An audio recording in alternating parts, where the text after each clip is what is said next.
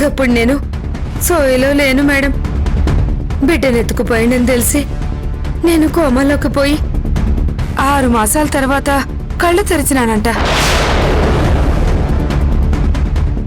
నిజంగా నేను మంచిగుంటే police station తానికి పోయి నా మొగుడు నా బిడ్డనెత్తుకుపోయిండని ఫిర్యాదు ఇచ్చేదాన్ని.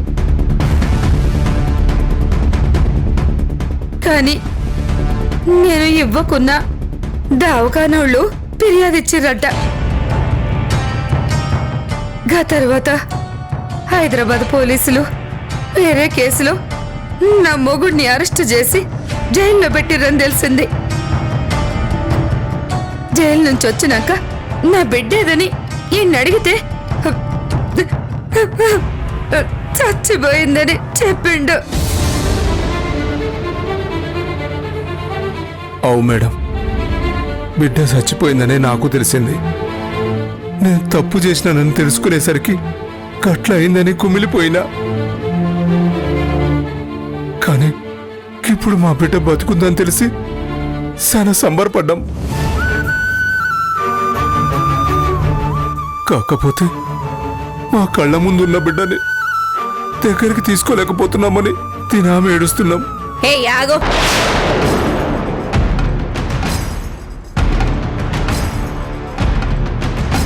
శ్రీవల్లి, ఇందాక ఏమన్నావు? బిడ్డ నీ దగ్గర నుంచి ఎత్తుకుపోయేటప్పుడు అసలు నువ్వు స్పృహలోనే లేవా? అవు మేడం, ఆపరేషన్ అయ్యింది కదా, గమత్తులో ఉన్నా. అంటే పోలీస్ స్టేషన్లో కంప్లైంట్ ఇచ్చింది హాస్పిటల్ వాళ్ళే గాని నువ్వు కాదంటావు. అవు మేడం.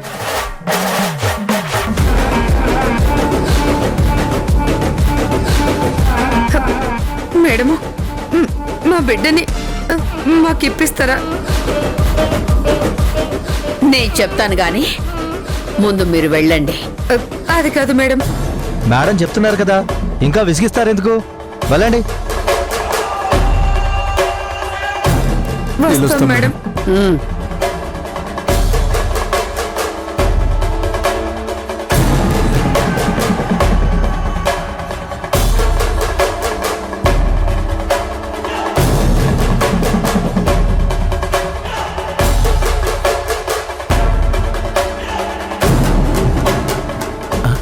మేడం, వాళ్ళ బిడ్డ మీద వాళ్ళకి నిజంగానే రైట్ లేదా? అంటే మేడం, వాళ్ళ బిడ్డ మీ ఇంటి బిడ్డ అయింది కదా, అందుకే అడుగుతున్నాను. అవును రంజిత్, అకార్డింగ్ టు లా స్వీటీని తీసుకెళ్లడానికి వాళ్ళకి ఎటువంటి రైట్ లేదు. అయినా లా చదివావు కదా, ఈ మాత్రం తెలీదా? తెలుసు మేడం, కానీ క్లారిటీ కోసం అడుగుతున్నా. ఓహో, చదివావు కదా, అప్పుడే క్లారిటీగా తెలుసుకోవాలి. ఇప్పుడు అడగడం కాదు, అర్థమైందా?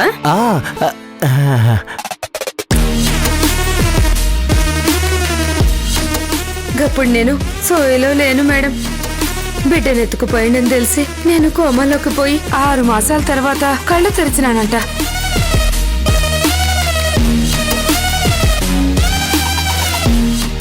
నేను ఇవ్వకున్నా దావకానోళ్ళు ఫిర్యాదు ఇచ్చిర్రట.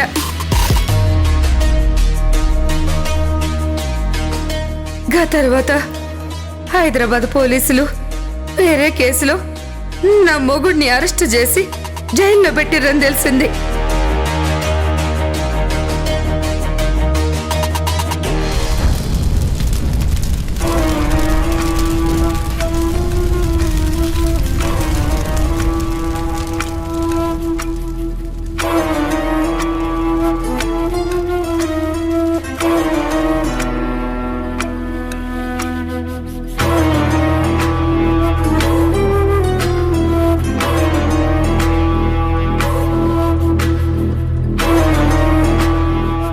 మేడం,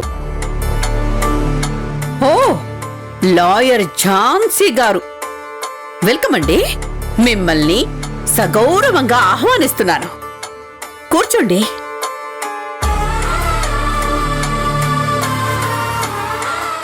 అవును, తమరు ఇలా దయచేశారేంటో. ఏం లేదు మేడం, మీతో మాట్లాడాలనిపించింది, వచ్చాను. అవునా? నాతో పోట్లాడే నీకు మాట్లాడాలి అనిపిస్తుందా? ఇది చాలా విచిత్రంగా ఉందే. సరే, ఏంటో చెప్పండి. మిమ్మల్ని చూస్తుంటే చాలా జాలేస్తుంది మేడం. ఏం మాట్లాడుతున్నావు నువ్వు? అవును మేడం, ఒకప్పుడు మృణాలిని గారంటే చాలా గొప్ప లాయర్.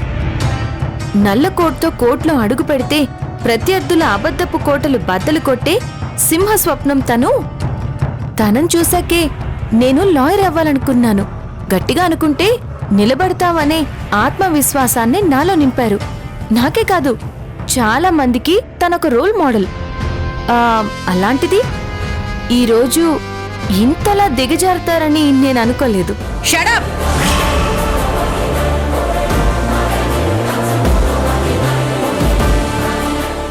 మైండ్ పని చేయట్లేదా? ఎవరితో ఏం మాట్లాడుతున్నావు? నేను చెప్పింది నిజమే కదా మేడం? ఝాన్సీ! ఎస్, ఝాన్సీనే. గౌతమ్ గారి కేసు గెలిచిన రోజే మీరు నన్ను శత్రువులా డిక్లేర్ చేశారు. బద్ధ శత్రువులా? Yes, you're right madam. ప్రతి సిచ్యువేషన్ ని మీకు అనుకూలంగా మార్చుకుని అడుగడుగునా నన్ను దెబ్బ కొడతానని ఛాలెంజ్ విసిరారు. మీ ఛాలెంజ్లు కేవలం నా మీద చూపించండి. ఒక గొప్ప వ్యక్తితో తలపడుతున్నానని ఆత్మ సంతృప్తితో పోరాడతాను, అంతేకాని అభం శుభం తెలియని పిల్లల మీద ఎందుకు చూపిస్తున్నారు?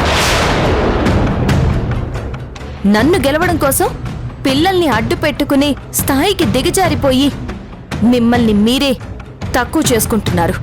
What nonsense! నిన్ను గెలవడానికి పిల్లల్ని అడ్డు పెట్టుకోవడం ఏంటి? నాకు నిజం తెలిసిపోయింది మేడం.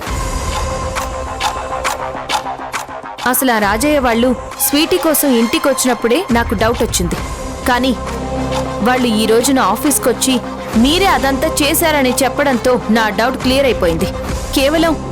కేవలం నన్ను దెబ్బ కొట్టడం కోసం మీరు స్వీటీ కన్న వాళ్ళని కనుక్కుని ఒక మెట్టు దిగి మరీ ఆ బస్తీ వాళ్ళని వెళ్లి కలిశారు. మీరే వాళ్ళ వెనకుండి ఇదంతా నడిపిస్తున్నారు. ఆపుతావా? అసలు ఈ మృణాలిని అంటే ఏమనుకుంటున్నావు? గెలవడం కోసం అడ్డమైన దారులు తొక్కే చిల్లర మనిషిని కాదు నేను. అయితే స్వీటీ కన్న వాళ్ళని ఎందుకు కనుక్కున్నారు? మరి నువ్వు కూడా వాళ్ళ గురించి తెలుసుకోవాలని ట్రై చేసావు కదా? ఎందుకు?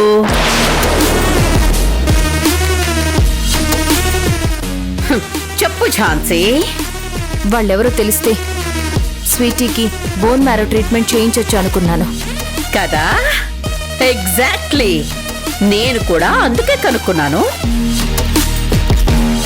కాకపోతే వాళ్ళెవరనేది నీకు తెలియలేదు, నాకు తెలిసింది అంతే. నేను నమ్మను మేడం. నాకు అది అనవసరం. అయినా ఒకరిని నమ్మించాల్సిన అవసరం నాకు లేదు. కాకపోతే ఇందులో నాకు స్వార్థం ఉంది. ఒక కూతురుగా నేను మా నాన్న ప్రశాంతంగా ఉండాలనుకున్నాను. ఆయన కోరుకున్నట్టు పిల్లలు ఇక్కడి నుంచి పంపించాలన్న స్వార్థం తప్ప వాళ్ళ నడ్డు పెట్టుకొని నిన్ను సాధించాలనే దురుద్దేశం నాకు ఏ కోశానా లేదు. నాకు ఎప్పుడు నీతో శత్రుత్వం ఉంటుంది, యుద్ధమూ ఉంటుంది. కానీ వేదిక ఏదో తెలుసు కదా, కోర్ట్. అదే మన రణరంగం. అక్కడే నిన్ను చిత్తుగా ఓడిస్తాను. ఈ మృణాలిని ముందు నువ్వు మోకరిల్లేలా చేస్తాను. నువ్వు ఏనుగు ముందు ఎలుక లాంటిదానమని నిరూపిస్తాను. ఇదే నా ఛాలెంజ్. మీ ఛాలెంజ్ ని ఎప్పుడూ నేను యాక్సెప్ట్ చేస్తాను మేడం. కానీ ఇంతకు ముందు జరిగిన విషయం పక్కన పెట్టండి. ఇకనైనా మన మధ్యలోకి పిల్లల్ని తీసుకురాకండి. నిన్ను గెలవడానికి అలాంటి పనులు చేయాల్సిన అవసరం నాకు లేదు. ఈ మృణాలిని ఎప్పుడు అంత స్టూప్ డౌన్ అవ్వదు. నేను గట్టిగా అనుకుంటే చాలు విజయ్ గర్వంతో ఎగిరిపడే నువ్వు పాతాళానికి పడిపోతావు. అయినా నువ్వు నా మీద జాలి పట్టం కాదు, ఈ మృణాలిని ఇంత తక్కువ అంచనా వేస్తున్నందుకు నీ మెచ్యూరిటీ లెవెల్ మీద నేను జాలి పడుతున్నాను. కానీ నీ పతనం చూడకుండా వదిలిపెట్టను ఝాన్సీ. ఓటమిని అంగీకరించడానికి సిద్ధంగా ఉండు.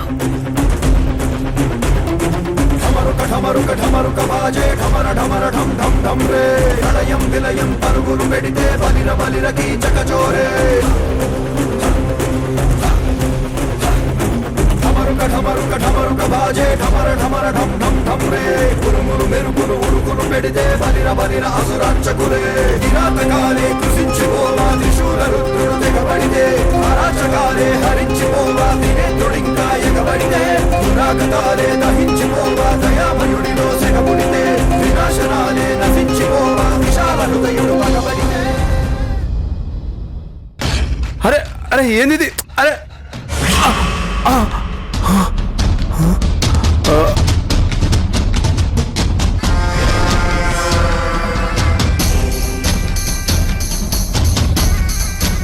అన్నా నమస్తేనే.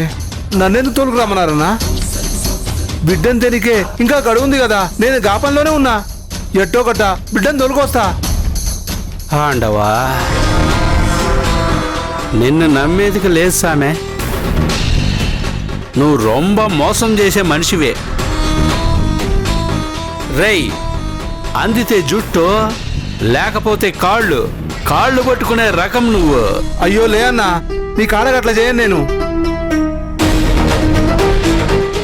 చేస్తే నువ్వు ప్రాణాలతో ఉండవు కదా.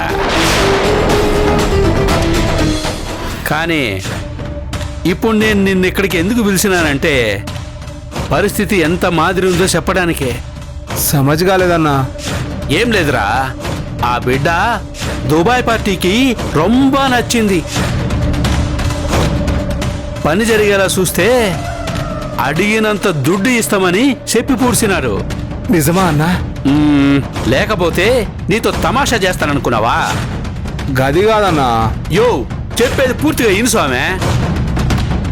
ఈ పని చక్కగా చేస్తే ఆ దుబాయ్ సామికాడ నా లెవెల్ పెరిగి పొడుస్తుంది, నా దందాకే దర్జా పెరిగి పొడుస్తుంది. అంతేకాదు స్వామి, నీ మీదున్న కేసులని మాఫీ చేయించి పొడుస్తా. నిన్ను కూడా దుబాయ్ షేకుని చేస్తా, మొత్తం షేక్ ఆడించవచ్చు. అంటే పెద్ద పెద్ద బంగ్లాలో ఉండొచ్చా? పెద్ద పెద్ద కార్లలో తిరగొచ్చా? ఫారిన్ మందు కూడా తాగొచ్చు. ఓరి నాయనో. ఒరేయ్, నువ్వు చెప్పిన టైంలో పని పూర్తి చేస్తే నీ లైఫ్ సెట్ అయి పొడుస్తుంది.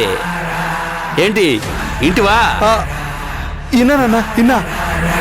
నువ్వు ఏం చేసి పొడుస్తావో, పూడ్చి ఏం చేస్తావో వీలైనంత తొందరగా బిడ్డను పట్టరా స్వామి. అట్నే అన్నా, పక్కా తోలుకొస్తా అన్నా. నీ గురించి నాకు తెలుసన్నా. మా అటువంటి గరీబ్ వాళ్ళని బాగు చేసే దేవుడు అన్నా నువ్వు. కైవిడు ఆండవా, జాస్తిగా ఉన్న చేతిని కంపు చేస్తేవి కదరా. రేయ్, ఆ గబ్బు స్ప్రే పట్టారా. రేయ్, ఇంకోసారి ఇలాంటి గలీజు పనులు చేయకు స్వామి నువ్వు. రేయ్, నువ్వు తొడవరా. రేయ్, ఇక నువ్వు పోతా కానీ అన్నా. ఏం స్వామి, దుడ్డు కావాలనా? నా ఖర్చులుంటాయిగా.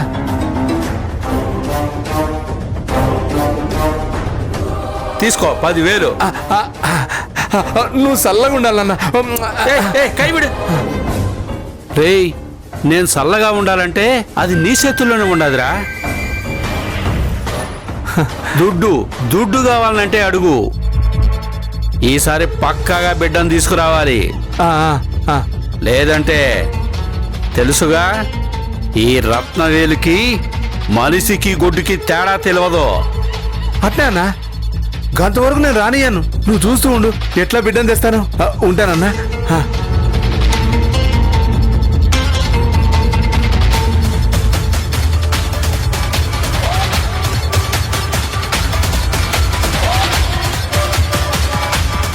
తాండవా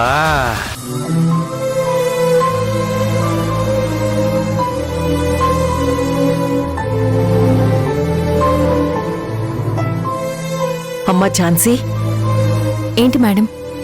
ఆ రాజయ్య వాళ్ళు స్వీటీ కన్నవాళ్ళని వచ్చారు కదా, ఒకవేళ వాళ్లే స్వీటీ కన్నవాళ్ళని తేలితే నిజంగానే వాళ్ళకి స్వీటీని తీసుకెళ్లే హక్కు లేదు కదా? లేదు మేడం, అదే విషయం నేను ఆల్రెడీ చెప్పాను కదా. లేదమ్మా, ఎందుకో నాకు భయంగా ఉంది. అలాంటివేమీ పెట్టుకోకండి మేడం. యాజ్ అ లాయర్గా నేను చెప్తున్నాను కదా. మా అక్క బావ ఎప్పుడైతే స్వీటీని లీగల్గా అడాప్ట్ చేసుకున్నారో అప్పుడే తను పూర్తిగా మన ఇంటి బిడ్డ అయిపోయింది.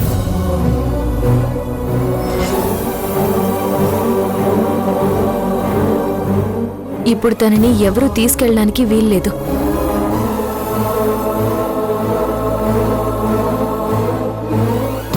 నాకెందుకో ఈ విషయంలో కాస్త కంగారుగా ఉంది. సరే ఉండండి, ఇప్పుడే లాలో ఏముందో చదివి వినిపిస్తాను.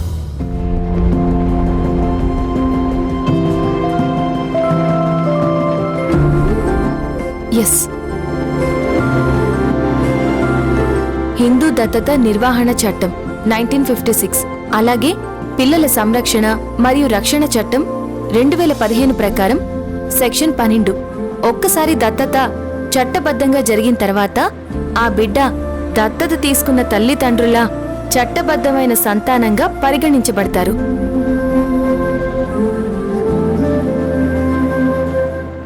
ఆ కుటుంబ హోదా, సాంప్రదాయాలు, ఆస్తులు అన్నిట్లోనూ హక్కు ఉంటుంది. తమ నిజమైన సంతానంలాగే హోదా కలిగి ఉంటుంది.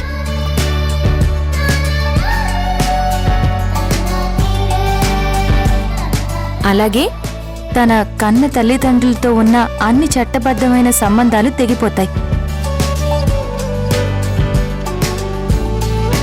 Next section 15.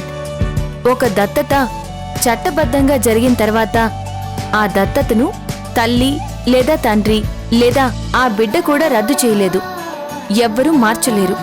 అది శాశ్వతంగా అలాగే ఉండిపోతుంది. మళ్ళీ తమ అసలైన కన్న తల్లిదండ్రుల కుటుంబంలోకి వెళ్ళకూడదు.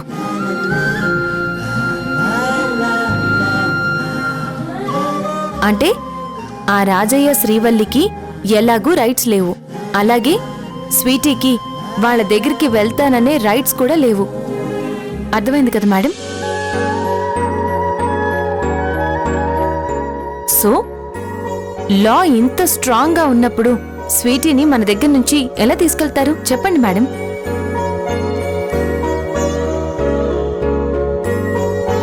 అందుకే మీరు స్వీటీ గురించి ఏం వరి అవ్వకండి. అలాగేనమ్మా, ఇప్పుడు నా మనసు చాలా కుదుటపడింది. అమ్మా, అక్కడ ఎవరైనా తీసుకెళ్ళడానికి వస్తే పిన్ని కేసేస్తుంది. అప్పుడు పిన్ని కోర్టులో ఎలా వాదిస్తుందో తెలుసా? చూడండి, నేను చూపిస్తాను.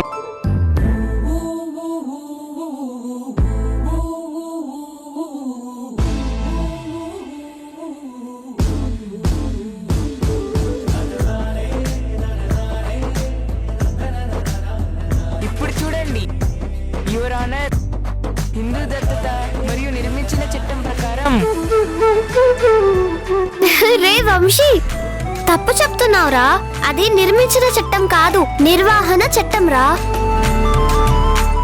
యా ఎగ్జాక్ట్లీ, నేను అదే చెప్దాం అనుకున్నాను, కానీ టంగ్ స్లిప్ అయింది. సరే వినండి, చెప్తాను. అకార్డింగ్ టు సెక్షన్ ఏ, కన్న తల్లిదండ్రులకి ఏ సంబంధం ఉండదు.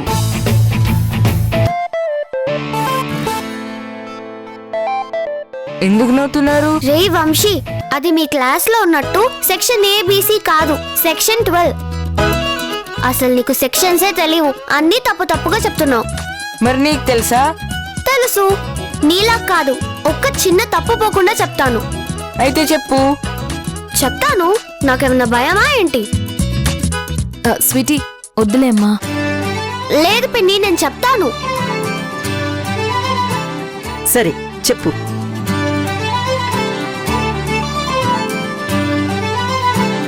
అమ్మ పెన్. పెన్నిదిగో. యువర్ ఆనర్, హిందూ దత్తత మరియు నిర్వహణ చట్టం 1956, అలానే పిల్లల సంరక్షణ మరియు రక్షణ చట్టం 2015 ప్రకారం సెక్షన్ 12 చట్టబద్ధంగా ఒక్కసారి దత్తత జరిగిన తర్వాత ఆ బిడ్డని దత్తత తీసుకున్న తల్లిదండ్రుల చట్టబద్ధమైన సంతానంగా పరిగణించబడతారు. ఆ కుటుంబ హోదా, ఆస్తులు, అన్ని హక్కులు ఉంటాయి. అలాగే తన కన్న తల్లిదండ్రులతో ఉన్న అన్ని చట్టబద్ధ సంబంధాలు తెగిపోతాయి. Next section 15. ఒక దత్తత చట్టబద్ధంగా జరిగిన తర్వాత ఆ దత్తతని తల్లి లేదా తండ్రి లేదా ఆ బిడ్డ కూడా రద్దు చేయలేరు, ఎవరూ మార్చలేరు. మళ్ళీ తమ అసలైన కన్న తల్లిదండ్రుల కుటుంబంలోకి వెళ్లే హక్కు ఆ బిడ్డకి లేదు. వావ్!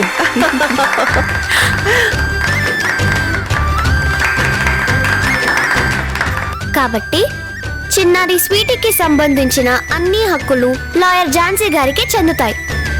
అంతేకాని తల్లిదండ్రులమని ఎవరొచ్చినా కూడా స్వీటీని వాళ్ళతో పంపించడం కుదరదు, యువర్ ఆనర్.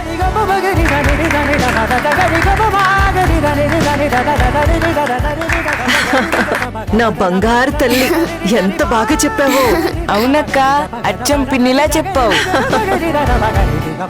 ఝాన్సీ, ఒకవేళ స్వీటీ ఫ్యూచర్ లో లాయర్ అయితే నీకు గట్టి పోటీ ఇచ్చేలాగే ఉంది.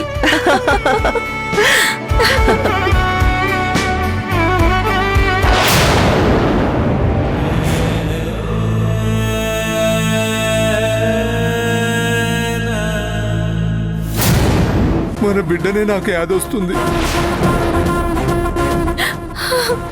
స్వీటీ, ఎదురొచ్చిన వేసుకుంటూ పోవాలి. వాళ్ళింటి ముందు తిష్టేసుకొని కూర్చోవాలి. డోంట్ వరీ డాడ్, డోనర్స్ దొరికారు. ఏంటి? Sorry madam.